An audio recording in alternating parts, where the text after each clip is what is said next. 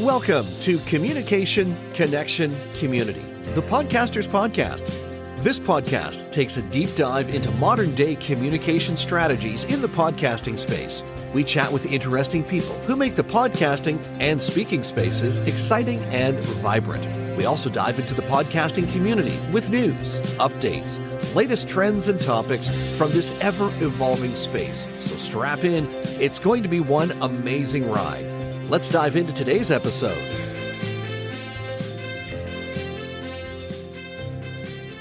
There are a number of people who come to the podcasting space. Well, let me back that up a minute. There are a number of people who wish they could come to the podcasting space, but something holds them back. They are riddled with fear. That's maybe some of the 5 myths that I've talked about on this podcast before. But sometimes you just have to stand up and say, I'm doing it regardless of what happens. You know, what the heck? I'm going to make a move. And our guest today, wow, he's done that in his life. He's done that with his podcast, his journey into podcasting and video creation as well. Ingo Schulmeyer basically had a life that most people would consider successful a few years ago. He had a well-paying job and a leadership position in the semiconductor industry, money, a house. He was traveling the world, but it didn't fulfill him. He and his family, his wife, his kids, they all decided to sell everything. They quit their jobs and they went on an adventure. Wife, 2 kids, 2 dogs, and Ingo. They were traveling through Mexico and found a new home there. And I tell you, in our conversation, you're going to find that he's definitely not looking back on the decision that he made at all. Today, he runs a successful business as a coach, guiding others to achieve financial freedom and find their true purpose. He is a podcast host, just launched his podcast not too long ago, and he is a sought-after podcast guest. We are so thrilled to be talking to him about mindset and success. Ingo, welcome to the podcast. Yes, thanks for having me, Carl. It's a pleasure to chat with you. And somebody that can just pack everything up and go, that takes a lot of guts to be able to do that. What was the catalyst that had you saying, we're going on an adventure, we're going to do this? What was it that egged you on to do that or edged you on to do that? I think that's a great question. I just wanted to add to it because you made it sound like it was my decision, right? But I think it's important to say that it's a family decision, right? So it's important to be aligned with my wife, and my kids were still younger at this time. They were 9 and 11. So they were still in an age where we thought, okay, it's where you can take them out of their social ecosystem and they can find something new. So we thought, okay, it's also a good point. Before they're getting a little bit older, when they're like growing up, when they're teenagers, then it would be much more difficult. So we took that time. And yeah, the catalyst actually was, as you mentioned, I mean, I was working in my job for many years and I was chasing my goals, reaching my goals and becoming successful and climbing the ladder.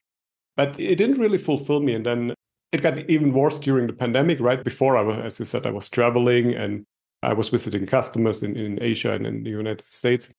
But then during the pandemic, I was just sitting all day long in front of the Zoom meetings and I was really getting miserable and depressed a little bit. But my wife was also not happy anymore with the situation and the kids couldn't go to school anymore. We were also sitting in front of the Zoom meetings.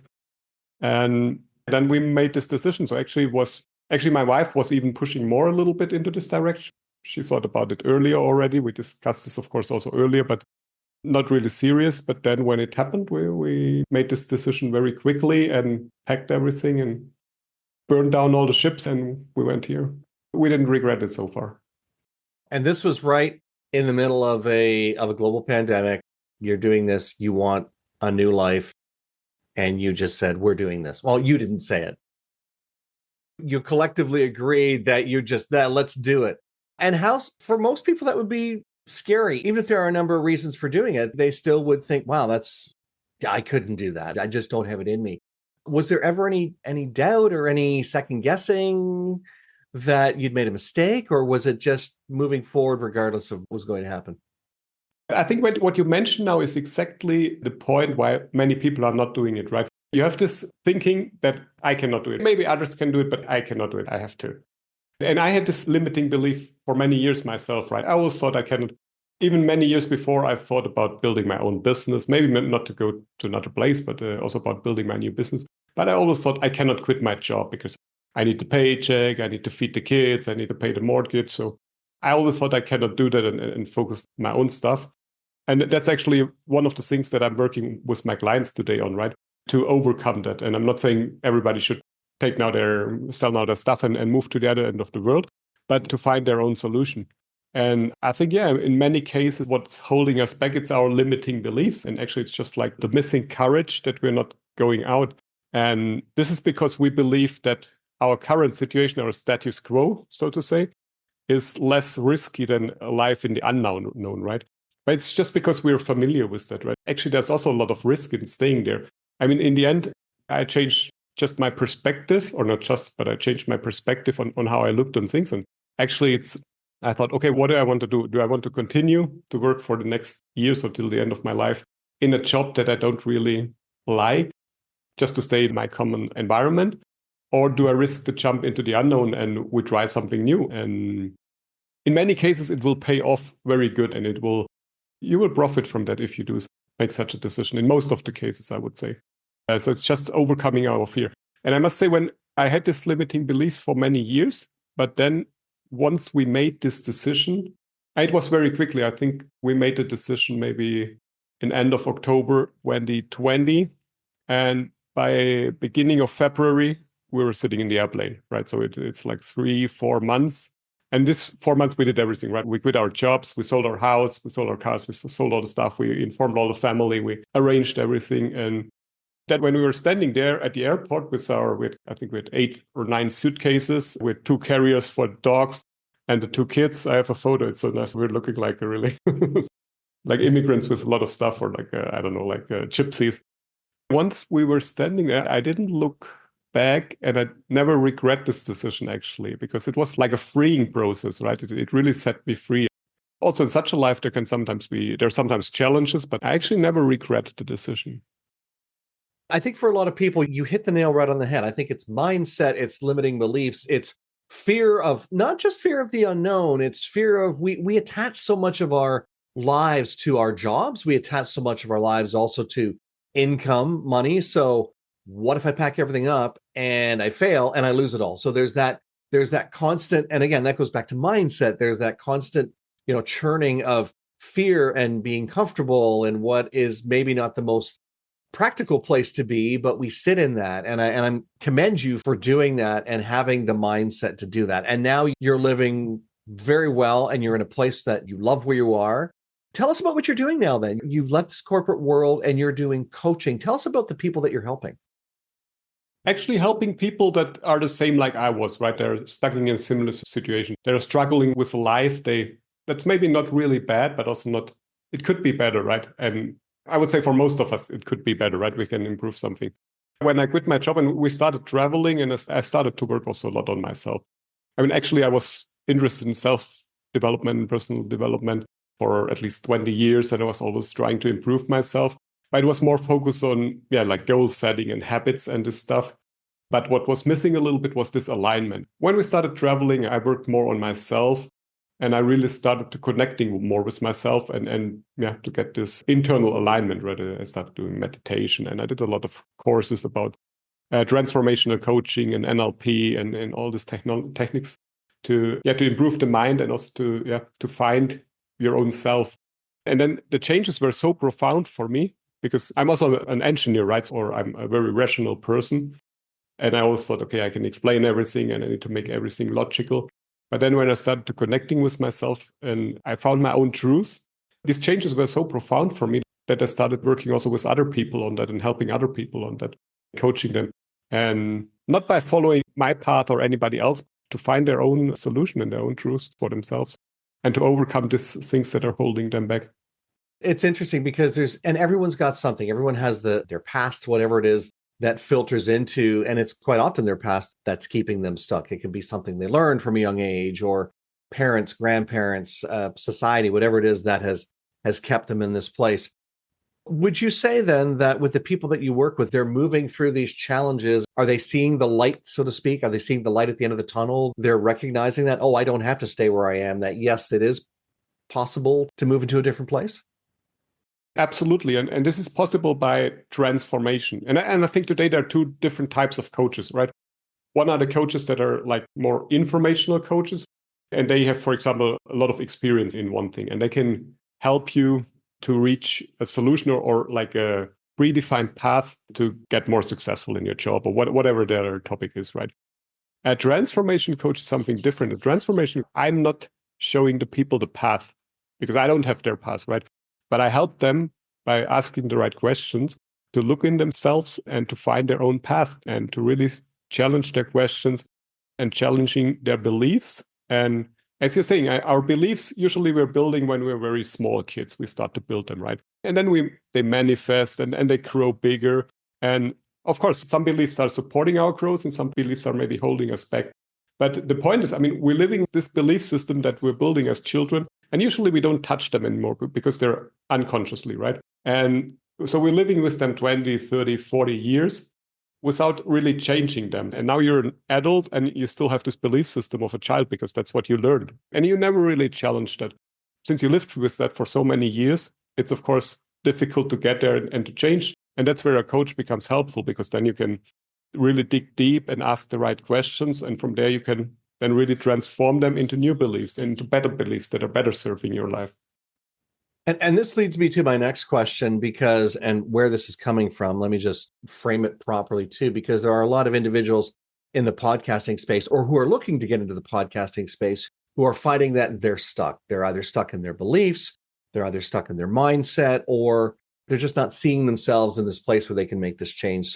So I want to ask this question and spin it not just for entrepreneurs, but also folks who are looking at podcasting. How do you become successful in pretty much anything that you do? What are some of the things that you need to think about when you're looking at success as a larger picture?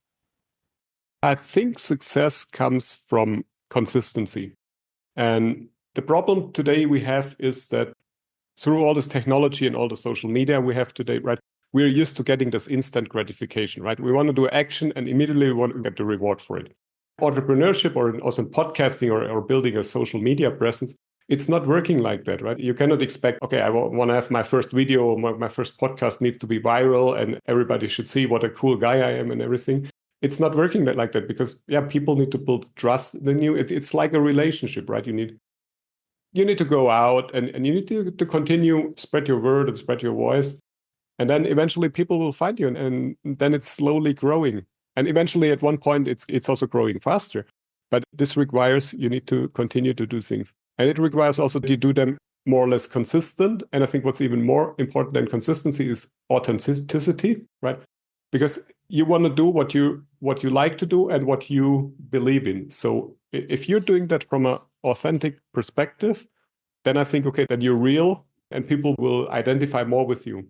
And I think that's still true today, even with all. I mean, we have now AI and all the stuff, and there you see all the videos and podcasts. They're all made with the AI and the titles and the thumbnails. Everything is AI. But I think people looking, and maybe they're good for whatever SEO or like grabbing some attention. But to build a relationship with your audience, I still think authenticity is key, and it will always beat AI because people follow other people, right? We don't like to follow computers or like some artificial, whatever, algorithms. 100%. And it's funny that you mentioned that. I was just looking on social media and I saw somebody promoting that they will help you publish a book in 90 days without using any AI generated tools. And I scratched my head and I thought, that's very bold to say in a world that's a lot of AI generated activities now, to be able to say, hey, I'm going to help you do this without using any AI help at all. And this individual has a model, has a system, has a way to do it. I'm thinking clever. And you're right. When we talk about, especially in the podcasting space too, people like to do business with people. So people want to make sure your prospects, your clients, they want that real person, that real connection, whether it's a talking head or someone that they're listening to, they want it to be the real person, not the AI generated version of you. You hit the nail on the head right off the top too, after I asked you that question about consistency. And I think that's one of the things that, and maybe you've seen this in business too, because I definitely want your take on this, but I think consistency also in podcasting becomes extremely important because if you want to make a difference, not only in your life, but in the lives of others who you are touching and communicating with and sharing your ideas and your coaching or whatever it is, you need to be in front of them on a regular basis. You can't do it 6 times and say, okay, I've done this 6 times. Where is everybody? Unless you're already a successful coach, it typically doesn't happen that way. Or a successful person like an Oprah Winfrey or Tony Robbins, who have paid their dues. They've worked through the trenches to get to where they are. You need that consistency. How challenging, though, in this instant gratification world, is it to remain, are you finding, is it to remain consistent and stay the course?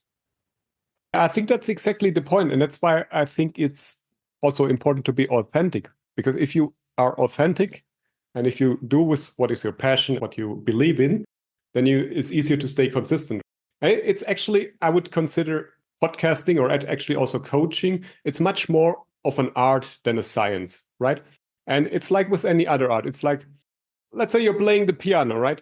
Actually, my kids are starting playing instruments now, right? And they're playing the violin and the piano. And the first years, it will sound horrible, right? I will never tell that to them. Sometimes it's really, oh my God, my ears. They're still playing it. And you need to get used to that. In the beginning, you're playing into the void, right? Or you're playing for yourself, or you're playing with your headphones on. And nobody will listen to you anyway. That's why it's also okay to be horrible in the beginning, right? My first videos and my first interviews were also horrible. And thank God, not too many people saw them, right? And that's the process, right? You get a little better, a little bit more people coming, you get more better.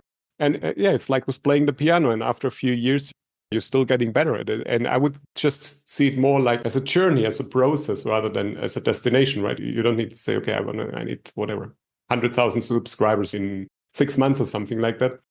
But therefore, it's important to enjoy and to believe in what you're doing. And with that, you can just stay consistent. And it will keep you running, because if you just depend on other people's validation, that will be a very tough battle. I think that's part of the challenge, though, is, and again, this goes back to the instant gratification pieces. We want those 10,000 downloads or those million subscribers on YouTube, and we think that it is an instant thing, that there isn't grind that you have to go through. And it's funny that you mentioned music too, by the way, because I played trumpet when I was younger. So I'm sure I tortured my parents' eardrums to trumpet. So my brother played violin. We came from a very musical family. So we definitely had that. And you're right. You do have to be very, oh, that sounds lovely. It isn't as lovely as it will sound in years to come. So kudos for that. But getting back to this consistency piece and how do you fight this instant gratification world, this space is, how challenging do you find when you're working with clients? How challenging is it that you find that for them to step into being more authentic and stay the course and enjoy the journey, as opposed to, I want this and I want it now? How much of a challenge is that as you're working with people? I think this is very individual and it depends on the person. I also found it harder to work actually with men than with women. In the beginning of my coaching journey, I thought, okay, I will focus more on men because I think more men need this maybe, or I just thought, yeah, there are more offers for women anyway, and women are more into this, like, they're more, okay, I don't want to sound now like cliche, but women are more like open for this type of things, and you dig in your feelings and everything. And I thought, okay, for men is something that's not too widely spread, that men are opening themselves in such a way, right? And I mean, that's one of the reasons why it's taking longer to work with men, because they need time to open. But actually, I think the point is when people decide to go to a coach, they reached already a certain stage, right? I think probably 95% of people are just not there, and they will not go to a coach because they cannot help me, or it's not what I need, or I just need to be consistent. And they're still in this phase of, yeah, they're trying to set goals and it's somehow not working, but somehow they're also not completely miserable. And I think to understand that you need to make these changes, first of all, the pain of your current life needs to be big enough that you're willing to make this change, or at least you need to see the opportunity of making the change higher than whatever than what you have right now, right? And once people are there, then I think they're getting pretty open and also learning new things, and then it's becoming actually. I mean, usually when I'm working with clients, that's why I don't offer like single sessions or something like that. I work usually at least in 3 to 4 months periods with about 12 sessions, because it's a relationship and you need to build trust. And this usually takes 2, 3, 4 sessions till you can open, and then it's becoming efficient. Definitely. And I'm totally with you on that, on the efficiency, and definitely not just saying, hey, let's just spend an hour or two together and you'll be fixed. It's a longer process. It's a journey. It's a minimum commitment. And that helps to, as I said, that helps to stay the course. Let's talk about your podcast and what you're doing in the YouTube space, because this is something that you're starting to embrace. What led you to the podcasting space? Was it necessity for what you're doing, or was it something else that led you there? Yeah, I mean, partly I was looking for, so when I started like 2-3 years ago with the coaching, I started to build my marketing efforts, right? And actually I don't like too much this short form content. So I was never on Facebook or Instagram, but I started out on Twitter or X, however you want to call that. And I built some audience there, but I didn't really enjoy it. And I also think that this short content platforms like Instagram and Twitter and TikTok, they're more for entertainment rather for education. But my goal was really to help people, and I really wanted to like provide some value and not just to provide some entertainment for somebody that whatever has 2 minutes spare to check the next message. So yeah, I started focusing on podcasts and YouTubing. And on the podcast, usually I'm interviewing people. I started actually with interviewing people because I found in the beginning I was very uncomfortable, or to an extent I'm still today uncomfortable with recording videos for myself. I think if you have a podcast like we have now in a conversation, it's much more easy, right? The conversation is flowing much better and I don't need to script anything. And yes, I started inviting interesting guests. We're talking about mindsets, or actually the things we're talking about, right? That helps you in personal development and finding your dream life, improving your habits. And yeah, from there I started to do then also like single episodes where I focus on a certain topic. That's my idea. And how's that journey been for you? How's the experience been? You've been an overnight success with it, right? Absolutely, yeah. My first my first podcast was viral. No. It took very long. It took like 8 months till I had my first time where I had really a video that went viral, which was like, I don't know, 1,500 views. But it's good if you're on the video. So in the beginning, there's just like a few views and nobody knows you. But yeah, I mean, I enjoyed it. I enjoyed talking with people. I enjoyed building new relationships. I enjoyed making this video because it was also for me a learning process, a much more active way of learning rather than just consuming content.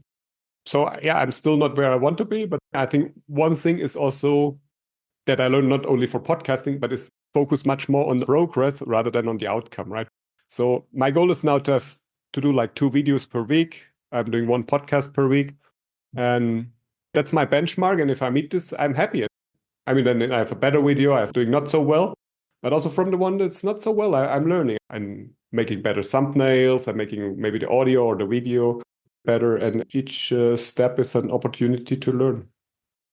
What would you say to somebody who's looking at this for the first time and saying, I'd love to start a podcast, but there's a little bit of trepidation. There's a little bit of fear that's keeping me stuck. What would you say to them to help them move past that, to help them get started? I think that's completely normal to have a way of fear, or at least to have some feeling that's not really like uncomfortable feeling in the beginning. If you don't have this, you're doing too little, right? It's like with everything in life. If you always stay in your comfort zone, you will not grow. You need to seek this level of discomfort to really grow it. And that's what you have here. And with podcasting, it's actually great because you can choose your level of discomfort and you can go out a little bit. And especially in the beginning, I mean, as I said, people are not watching you. So start doing that and grow from there. And I promise you, after 2, 3, 4 videos, it's getting better. And if you did 10, 20 videos or podcasts, it starts feeling normal, but still you will feel awkward sometimes when you're speaking in front of the camera. The choice in life, either you choose a life of growth or you choose a life of comfort. And if you choose a life of growth, it includes this level of discomfort.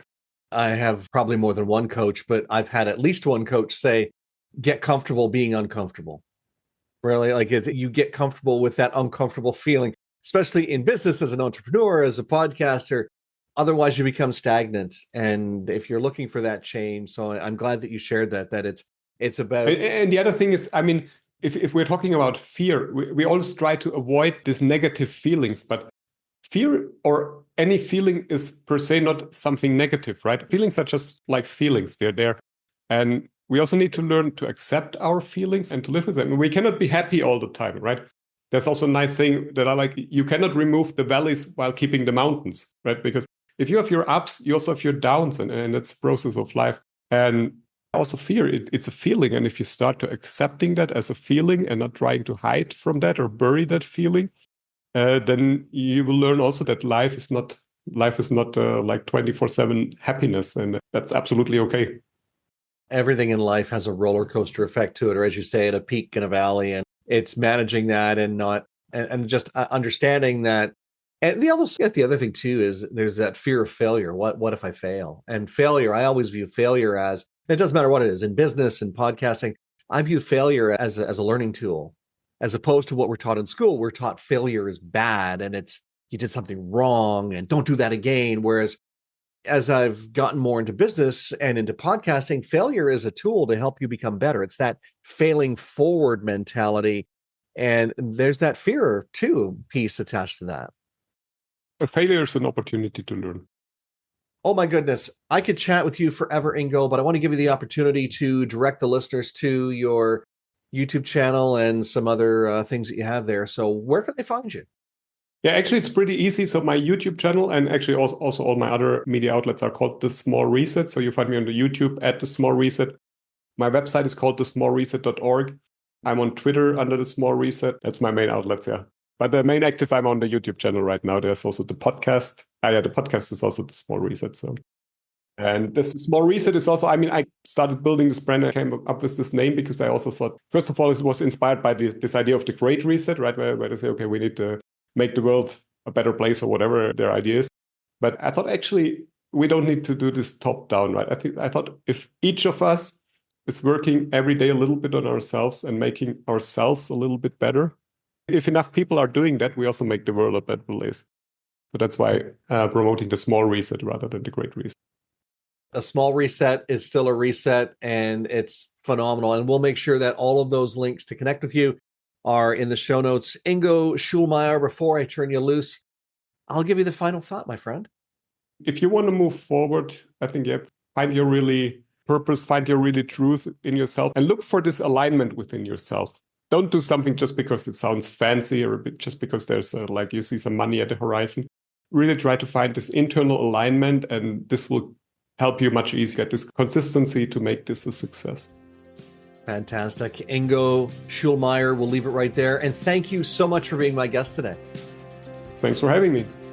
And hey, thank you for being a part of the show today. So glad you could join us. Believe it or not, I can't work this magic by myself. So thanks to my amazing team, our audio engineer, Dom Carrillo, our sonic branding genius, Kenton Dilborowski, and the person who works the arms, all of our arms actually, our project manager, and my trusty assistant, Jillavel Tiongo, known to us here simply as July.